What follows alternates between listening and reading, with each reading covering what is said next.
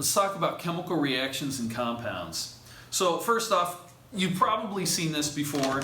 I've got some baking soda and I've got some vinegar. Each of these are compounds. They have elements that are chemically combined and they form kind of their own substance. So they are their own compounds.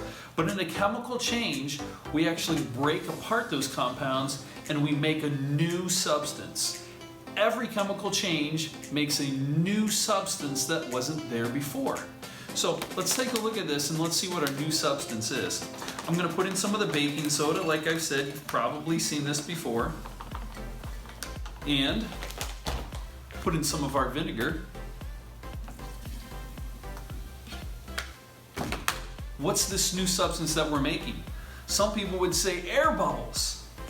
Wrong. They're not air bubbles. This is a new compound that's in here. It's a certain kind of gas.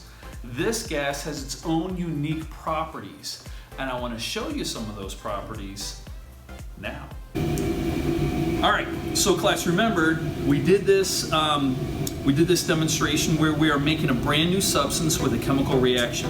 Our brand new substance made bubbles, but it's not air. It's a little bit different than air because it has different properties than air. Let me show you.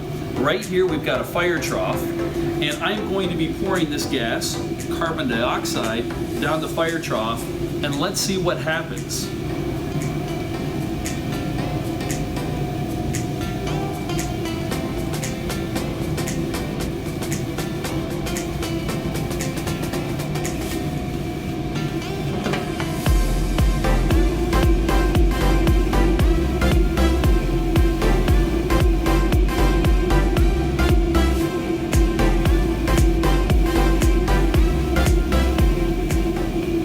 So check it out. All the candles went out. What do we know about our new substance? Number one, it's not flammable.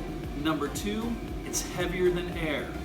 Whenever we have a chemical reaction, remember, we always make a new substance.